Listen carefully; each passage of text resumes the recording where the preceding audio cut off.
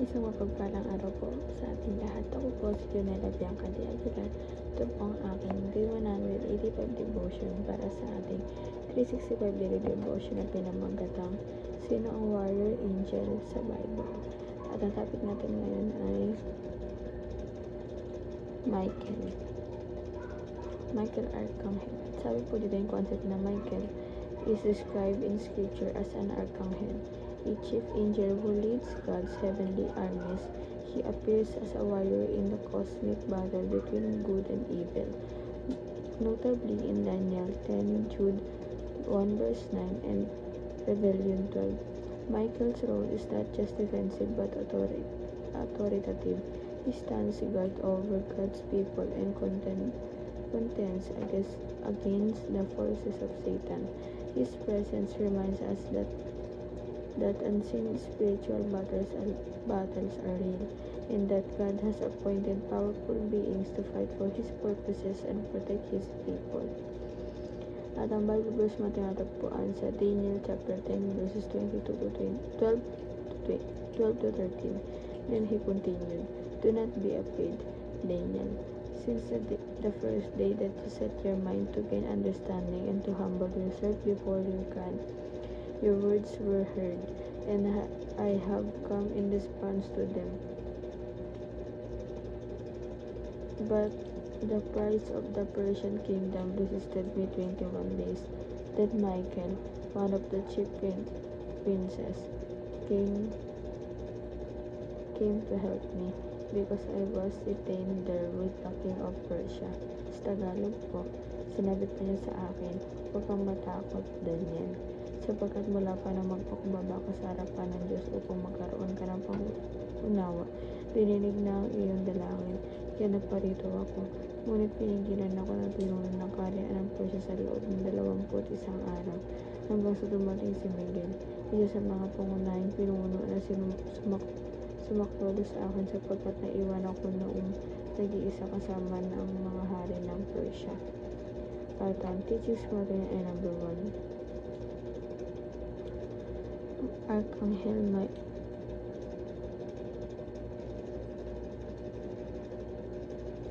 Michael is assigned to special missions. Si Michael talagang inassign siya ng ating Panginoon sa mga special mission kasi ano na kasi yung kakayahan nun. Siyempre hindi naman siya na ibibigyan ng special mission ng ating Panginoon kung hindi niya kaya yun. And number 2 po, angelic being seeing the bigger picture than we do. Ito po, kasi diba tayong mga tao, limited lang talaga nakikita natin, limited lang understanding natin. Pero yung mga angelic, yung mga anghel, talagang beyond yung mga nakikita nila na nakasalumuhan nila ka rin Panginoon sa araw-araw, sa langit, at nakasalumuhan na rin nila si Satan. Lahat ng mga nila nakikita, diba? Nakikita yun nila, grabe yung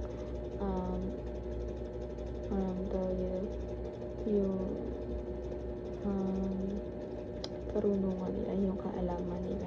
Sobrang laki ng diferensya katulad ng sa atin. Kasi nga tayo limited lang, diba? Kung ano nakikita ng mata natin, yun lang yung kaya natin alamin. Pero sila, lahat talaga alam na nila at nakikita nila. And number 3 po, a string that connects to the spiritual realm is prayer. Ito, di ba kasi nga wala tayong access sa langit, hindi tayo mga angel na katulad nila. Kaya po tayo yung pakikipag-ugnayan sa ating Panginoon through prayer, lalo na't ngayon na hindi pa naman siya bumabalik dito sa ating mundo. Habang hinihintay natin siya bumalik dito, syempre magdasal tayo para may connection pa rin tayo sa Kanya. And huwag natin yung kaligtaan, dahil yun na lang, dahil yun yung isa sa bigay ng connection natin sa ating Panginoon bukod sa Biblia. Katulad nito yung pag-devotion, diba? And application naman po, kung natin tumapay sa ating buhay, seek God who has almighty angels with His disposal. Ito po, talagang isik natin ang ating Panginoon.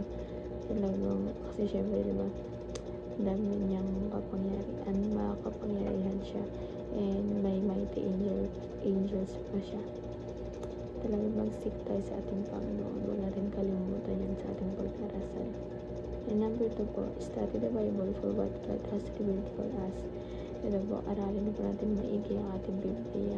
Talagang babinasa natin, kailangan unawain din natin siya para sa ganun malaman natin kung ano ba talagang nais iparating sa atin ng Panginoon at kung anong gusto niya ba yung malaman natin, kung anong gusto niya bang alamin, gusto niyang ipaalam sa atin. And lastly po, shatter the works of the enemy through prayer. Iwaksi po natin lahat ng mga gawain ng mga masasama through prayer talaga. Dahil yun yung makakatalo sa kanila. Dahil hindi nila kaya yung lakas ng prayer na inaano natin sa ating Panginoon. And yun lang po ang aking devotion ngayong araw. Sana po may tutunan kayo. At huwag po kalimutan na i-share sa ating mga mahal sa buhay. And God